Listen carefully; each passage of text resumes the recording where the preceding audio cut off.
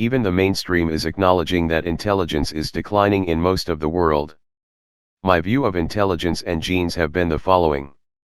Your genes give you a ceiling for intelligence.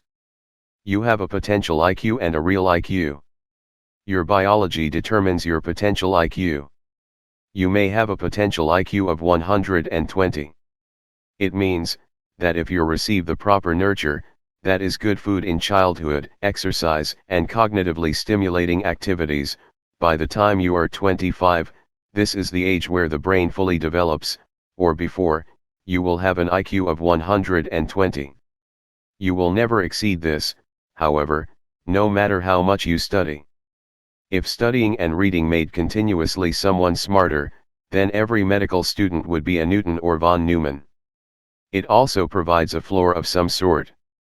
A person with a potential IQ of 120 will never fall below a certain threshold. He won't be a smart person with 120, but he'll at most be an average person with a 100 to 105 IQ. Injuries to the head or accidents or some trauma might reduce it further, of course, but those are outside the purview of this discussion. The point is that he'll never be a retard to who eats hair gel or applies Gorilla Glue to their hair. My guess is this where the Flynn effect comes from. In the 20th century, IQ greatly increased, by as much as 15 points across developed and developing countries. This is owed to better nutrition, a la more protein in youth, and a standard education system. People in these countries have been boosted to their maximum genetic potential. However, the genetic potential itself has been decreasing for some time now. It's estimated that the highest intelligence ever in a human society was Victorian-era northwestern Europe, barring France. They most likely had an average genetic potential of 125 IQ. This was the result of 1,000 years of eugenic breeding, starting with the birth of Western civilization in 800 AD with the crowning of Charlemagne as Holy Roman Emperor. In these 1,000 years, in every generation, the upper third of the population outbred and replaced the lower two-thirds. The Catholic Church's ban on cousin marriage removed maladaptive effects further, and in every generation the top 1% of violent men were executed. Now, of course, very few met this, as life in the Victorian era was horrible for the average people. Nutrition was terrible, education was rare, and poverty was endemic. In fact, even as late as 1940, there were people in Britain so poor that they couldn't afford a second pair of pants. So, as a whole, people became smarter in the 20th century with the onset of the economic boom, the second agricultural revolution, and mass education. However, their genetic potential has been decreasing for some time now, owing to dysgenic breeding.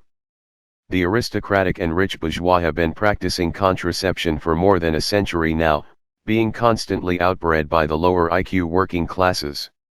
In France, this dysgenic process started even earlier in the 18th century because it was the first country in history to adopt liberalism and secularism on a wide scale. Among the Western Euros, Germany and the Nordic countries were perhaps the last to phase into dysgenic breeding, owing to greater religiosity among the elites and eugenic laws. German intellectual superiority was plain for all to see from 1871 to 1945. They won more Nobel Prizes in physics and chemistry than any other nation.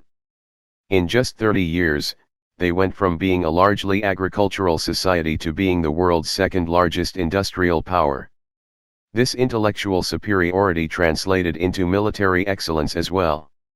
Even its worst detractors had to admit that the German military was second to none in quality and efficiency in both world wars. Coming to the cusp of victory against the entire world despite being chronically short on resources and manpower. Modern warfare is a very cognitively demanding task, and the superior intelligence of the German soldier shined in both wars. In World War II, in offense and defense, the Germans had an advantage of 25% combat efficiency than the British and Americans, and a 50% advantage over the Soviets. Though in fairness to the Russians, it was largely a third world country in 1941, and the Great Purge had decimated its officer corps, and the earlier purges had destroyed Russian intelligentsia.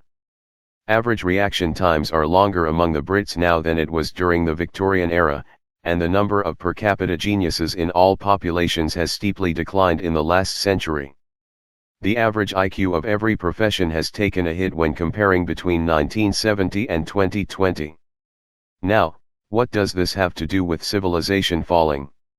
Well, first of all, is scientific achievement.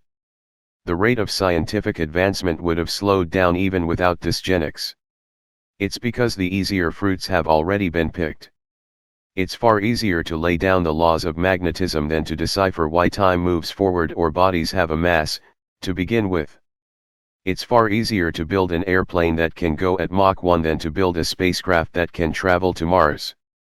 The more tech progresses, the harder and harder it becomes for us to decipher the remaining mysteries.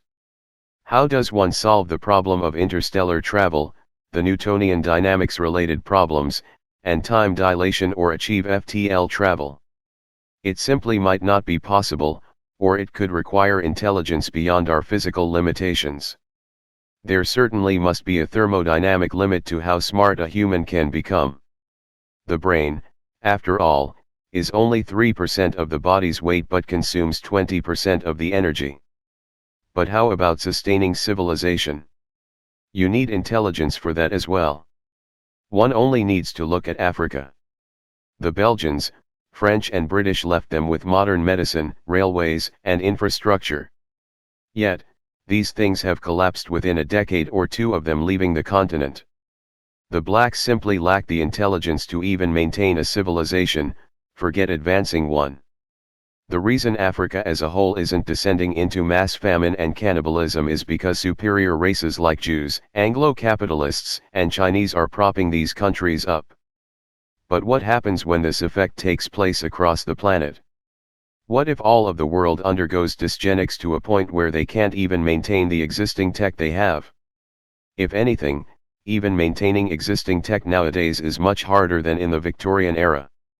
An engineer at that time only had to maintain steam-run machines and steel-made tools.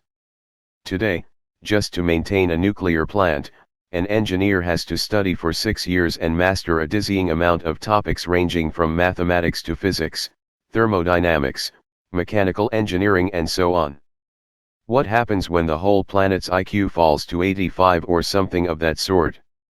At that time, there simply will be too few smart people to even sustain civilization, notwithstanding the network effect. After all, a 100 IQ civilization will be far more conducive to the cultivation and proper utilization of intellect than an 85 IQ one that doesn't even understand the knowledge and thus can't appreciate it. Logically, civilization will collapse and a new dark age will unfold. That is the road we are headed to right now. As in every single country with no exception, the dull are vastly outbreeding the intelligent as the women of intelligence spend their fertile years studying and chasing a career. In contrast, the dingus Jenny gets knocked up at 18 and pops out 5 or 7 by the time she's 40. In every single country, the educated and more intelligent upper classes have the lowest fertility, whereas the lower IQ underclasses have the highest. Feminism and contraception has sent civilization into a death spiral. High IQ countries like those in Northern Europe and East Asia have precipitously low birth rates, whereas sub-Saharan Africa has a birth rate so high that their population doubles every 20 to 30 years.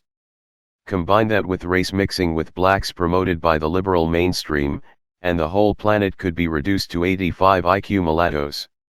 However, there is a catch. In one scenario, the intellect of mankind could collapse to Africa tier but civilization and its tyranny continue. The emergence of the machine god. Already we see vast automation in every sphere. By 2035 or 2040, there won't be any physical labor left. All will be left to machines that are far more efficient.